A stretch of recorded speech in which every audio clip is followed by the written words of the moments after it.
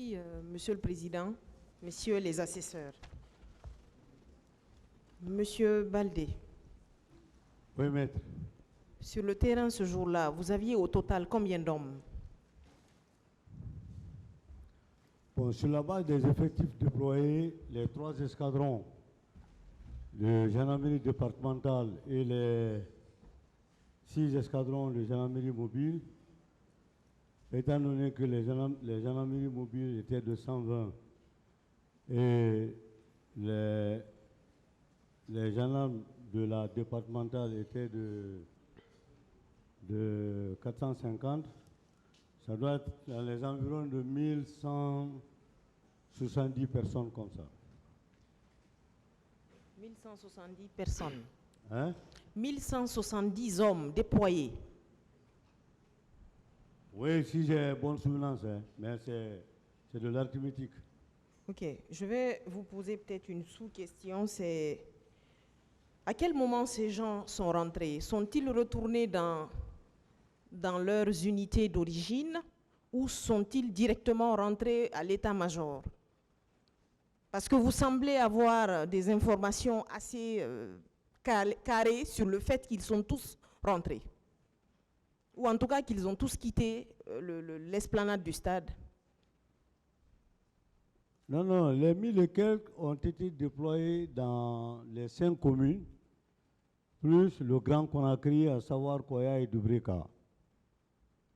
Donc, le même jour, comme je l'avais dit la fois dernière, dès que le crépuscule est tombé, il y a eu un ordre de redéploiement sur le terrain pour que les hommes continuent à patrouiller jusqu'au lendemain. Donc les positions ont été a priori maintenues par rapport aux 3 escadrons départementaux. Par rapport aux escadrons mobiles, là c'était dans les véhicules, ça patrouillait avec des sens croisés. Ok, M. Baldé, vous savez, tout ça est un peu technique pour nous autres qui ne sommes pas de l'armée et de la gendarmerie. Quelles étaient les unités spécifiquement qui étaient sur place au stade et combien d'hommes il y avait là-bas? Non, au stade? Oui, au stade, parce que c'est du stade. Je croyais que vous parlez du déploiement. Non, c'est là où les crimes se sont déroulés, c'est de là-bas que je parle. L'effectif du stade, je ne puis vous le dire, mais en regardant, n'est-ce pas, le plan de déploiement, dans toutes les positions de Conakry et environ, les effectifs étaient là. Je pense que c'est je ne peux pas m'arrêter ici aujourd'hui, vous dire qu'il y avait exactement telle personne, tel nombre de personnes à la devanture du portail du stade. Et vos hommes n'étaient pas non plus aux environs du stade, au-delà de la devanture du stade. Il n'y avait pas des unités aux environs? Non, j'ai expliqué ça, maître. Aux environs, ça veut dire les issues autour du stade. C'est de fait, lorsque vous êtes chargé d'empêcher de rentrer dans un enclos, vous devez vous rassurer, est-ce que cet enclos n'a pas d'autres issues par derrière? Si vous vous cantonnez simplement à l'issue principale où vous êtes déployé, vous pouvez faire des erreurs ou des fautes.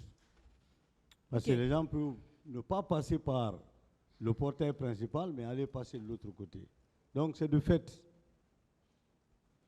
C'est de fait, c'est-à-dire C'est-à-dire pour des professionnels, quand ils viennent, c'est la rentrée principale qui était visée. Parce qu'il avait été dit qu'on ne devait pas rentrer dans le stade, c'était interdit. Ok, vous avez parlé ici dans vos explications de zone statique. Qu'est-ce que vous appelez zone statique pour nous autres qui ne sommes pas du sérail, on veut comprendre? Non, les positions statiques, c'est les positions, disons, sur un rayon, où les gens ne bougent pas. Vous prenez par exemple un carrefour, vous désignez 20 personnes, vous leur dites, autour de ce carrefour, vous demeurez là. Pendant 2 heures, pendant 4 heures, pendant 8 heures. Ça dépendra de l'envergure de la mission ou des opérations qui sont planifiées. Ainsi, ces gens, ils n'ont pas de vélo, ils n'ont pas de moto, ils n'ont pas de véhicule, mais ils demeurent là. présence physique, dissuasive. À des moments, il peut même interacter verbalement avec les gens pour qu'ils comprennent pourquoi eux ils sont là et pourquoi les autres ne doivent pas les dépasser comme ils veulent. C'est ça la position statique qui est opposée à la position mobile où les gens sont dans les véhicules, ils peuvent aller là où ils veulent lorsqu'ils ont des renseignements sur des mobilisations ou sur des mouvements. Ok, ce jour-là, est-ce qu'il y avait une zone statique non loin du stade? La devanture était une position statique. Ok. C'est des gens qui étaient là, qui ont formé ce qu'on appelle tactiquement un barrage d'arrêt fixe et fermé pour empêcher à ce que les autres ne rentrent. Ok, vous avez été formel ici. Vous dites qu'aucun de vos hommes n'était sur place quand est arrivée la garde présidentielle. Aucun. Ça veut dire qu'ils sont tous soit retournés à leurs unités ou retournés à l'état-major. Et quelle était cette heure exacte, M. Baldé?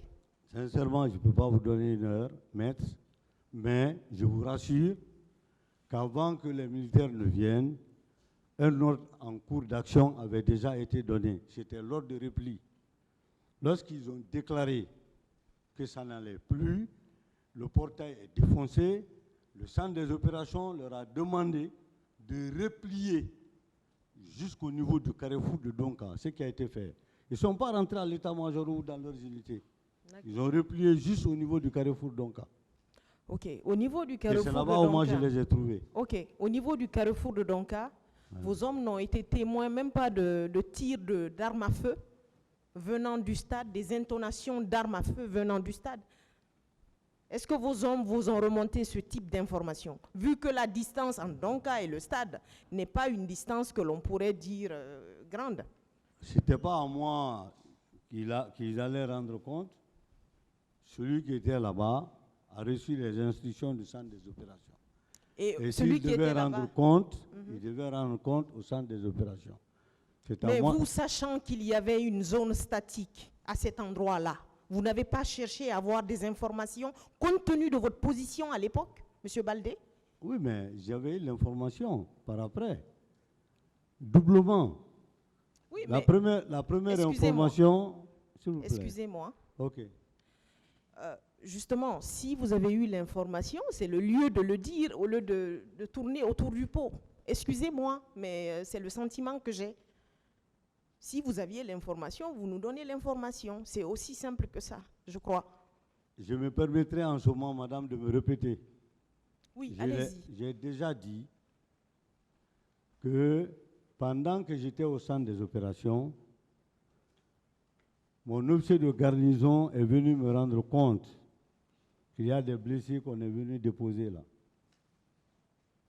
Et c'est par après que j'ai envoyé quelqu'un, puisque Jean-Marie m'a dit qu'ils ont eu ça au stade, j'ai envoyé un des officiers de renseignement pour aller se rendre compte de ce qui se passe.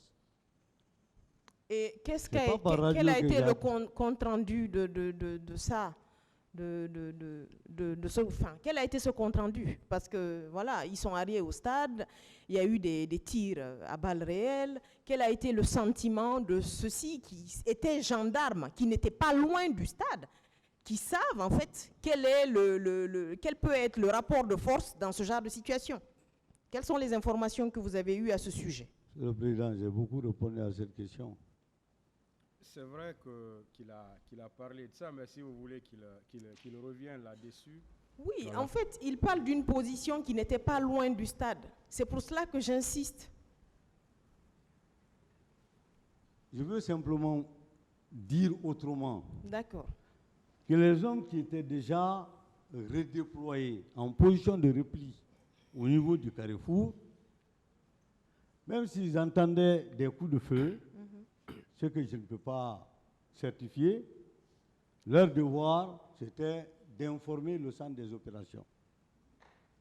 Et ça, c'était au crédit du journal de marche. Moi, personnellement, j'étais membre du centre des opérations. Je venais permanemment me renseigner de ce qui se passe. Je tournais entre là-bas et mon bureau lorsque je suis revenu de ma tournée. D'accord. Mais lorsque ou quand l'officier de garnison m'a signalé que les leaders sont arrivés et qu'ils étaient il y avait des blessés là-dedans. Je suis descendu, moi-même, je les ai rencontrés et j'ai parlé avec personnellement Jean-Marie, qui m'a reconnu et qui a parlé à M. Sidia. Sidia, on peut maintenant être soulagé parce que ici, nous sommes en sécurité. J'ai dit, mais doyen, où ça vous est arrivé? Il m'a dit que c'est au stade. C'est après ça que j'ai envoyé maintenant mon officier de renseignement au stade. On n'était pas censé être au stade pendant qu'on est redéployé au carrefour de Donka. Ce n'est pas possible. Et vous ne pouvez pas forcément, à partir des coups de feu tendant en l'air ou en direct, rester au carrefour de Donka et savoir que ça, c'est à l'intérieur du stade. Forcément, ce n'est pas ça. Ok.